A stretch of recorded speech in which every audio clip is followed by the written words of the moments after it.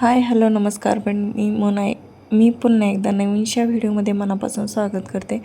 मी Nita designer blog या चॅनलमध्ये तुमचं स्वागत करते. तर इथे बघा मी आज 2 ब्लाऊज कट केलेले आहेत आणि संध्याकाळचे 6 वाजले, जवळजवळ 6:30. आणि त्याच्यानंतर ठरवलं मी ब्लाऊज कट करावं आणि शिवावं म्हणलं, कारण आज घरातले काम असल्यामुळे भावाचा उपवास असल्यामुळे बाकीचं काम जास्त होतं घरातले, त्याच्यामुळे हे राहिलं होतं. तर इथं बघा मला कस्टमरनी त्यांच्याकडचेच घरचे असणारे अस्तर आणून दिले आणि एकदम सुळसुळीत असले अस्तर. तर मी ते न वापरता इथे बघा हे अस्तर वापरलेलं आहे, कारण ते अस्तर खूप पातळ राहतं आणि शिवायला पण जमत नाही. आणि घरातला पीस असल्यावर तो कमीच असतो, 80 पॉईंट पण नसतो, साधारणतः 70 पॉईंट पण भरत नाही. मग त्या पिसामध्ये फुलबाह्या वगैरे कसं शिवायचं ना, हे थोडंसं प्रॉब्लेम आहे. त्याच्यामुळं मग मी साधं आपलं कॉटनचं अस्तर मी आणलं होतं 80 पॉईंट. तर त्याच्यामध्ये मी हे 2 ब्लाऊज कट केलेले आहेत आणि दोन्ही पण कटोरी ब्लाऊज आहेत. तर ह्याच्यात पण बघा त्यांनी हा पीस दिला आहे. तर ह्याच्यामध्ये कसं शिवायचं बघा, आता मी मोजून बघते. तर 70 पॉईंट पीस भरलेला आहे. 70 पॉईंटमध्ये फुलबाह्या कटोरी ब्लाऊज कसं होईल सांगा बरं, कारण साधारणतः 1 मीटर तरी अस्तर लागतंच फुलबाह्या वगैरे शिवायचं म्हणलं तर छानपैकी आपण शिवू शकतो.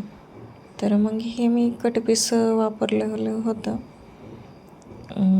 ब्लाऊज पीस आणलेला. तर हे दोन्ही पण मी ब्लाऊज आज कट केलेले आहेत आणि एकाच मापावरचे असल्यामुळे मी दोन्ही अस्तर एकदाच कटिंग केली आणि दुसऱ्या वेळेस ग्रीन कलरचा आणि पिंक कलरचा वेगळी मी मेन फॅब्रिकवर ठेवून कट केली. तर तुम्ही किती घेता याची शिलाई नक्की कमेंट करून सांगा. मी तर अस्तरचे ब्लाऊजचे 200 रुपये शिलाई घेते, अस्तर लावून त्यात माझं अस्तर असतं. तर तुम्ही किती घेता हे पण मला कमेंट करून सांगा. आणि हे दोन्ही ब्लाऊज आता माझे कट करून झालेले आहेत, पण काय झालं लाईटच गेली आहे. मग स्टिचिंगचं बघायचं आहे अजून काय होतं आहे ते. जर लाईट आली तर एखादा ब्लाऊज माझं डोक्यात आहे स्टिचिंग करून ठेवायचा आणि एक उद्या स्टिचिंग केलं तरी होऊन जाईल. त्याच्यामुळं म्हणलं चला दोन्ही पण ब्लाऊज आपण स्टिचिंग करून ठेवू.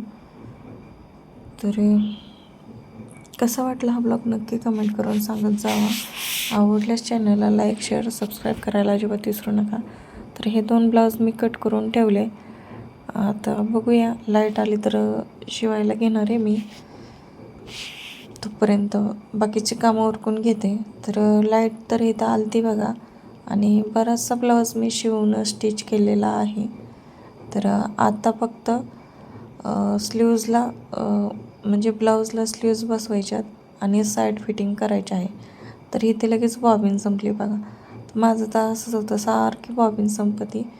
आणि काय झालेलं आहे, माझ्याकडं मोजून 4-5 बॉबिन राहिलेले आहेत.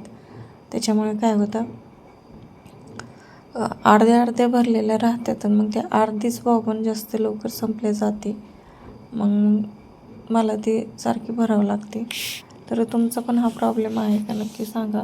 आणि ज्यावेळेस मी शॉपमध्ये जाईल असं दोरे वगैरे आणायला, तर मला ध्यानच राहत नाही ते बॉबिन घ्यायचं, की एक्स्ट्रा आणखी 4-5 बॉबिन आणून ठेवात की जे आपल्याला लागतील म्हणून. तर इथं मी शोल्डरला शोल्डर लावून बघत होते आणि जो एक्स्ट्रा पार्ट आहे तो मी कट करून टाकलेला आहे. परत साईड फिटिंग पण व्यवस्थित बघितली, स्लीव्ज पण एकाला एक लावून बघितली व्यवस्थित आहेत का. आणि आता मी स्टिचिंगला घेतलेलं आहे. तर फास्ट माझं स्टिचिंग उरकवणार आहे, कारण संध्याकाळी जेवणं पण राहिलेले आहेत करायचे आणि 9 वाजत आलेले आहेत. पण म्हटलं 9च्या अगोदर हा ब्लाऊज कंप्लीट झाला की टेन्शनच राहायचं नाही. आणि फिटिंगसाठी उद्यापर्यंत हा ब्लाऊज तसाच पडेल, म्हणून मी ह्याला फिटिंग वगैरे करून ठेवली. तर कसं वाटतं हा ब्लॉग नक्की कमेंट करून सांगा.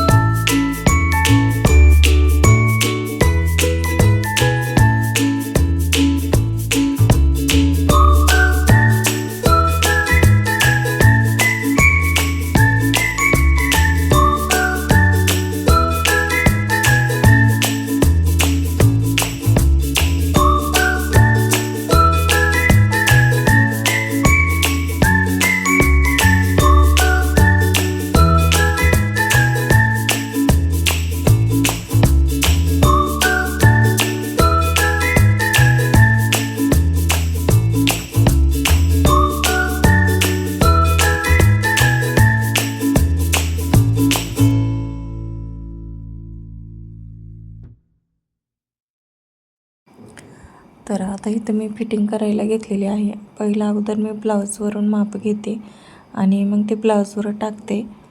तर 4.25 याचा दंडगेर होता, 5.25 आणि चेस्ट होती 9.5 आणि कमरेमध्ये पण 1 इंच लूज होता. तर असं माप टाकून मी फिटिंगची रेषवरून घेतली आणि स्टिचिंग करायला सुरुवात केली. तर खूप सोपा असा ब्लाऊज मी शिवलेला आहे आणि साधारणतः एका तासामध्ये हा ब्लाऊज मी कंप्लीट केलेला आहे. तर तुम्हाला किती वेळ लागतो एक ब्लाऊज शिवायला नक्की कमेंट करून सांगा. आणि अख्खा ब्लाऊज मी रेडी केलेला आहे. तर चलो बाय, भेटूया पुन्हा अशा नवीनशा दुसऱ्या व्हिडिओमध्ये. तोपर्यंत चॅनलला लाईक करा, शेअर करा, सबस्क्राईब करा.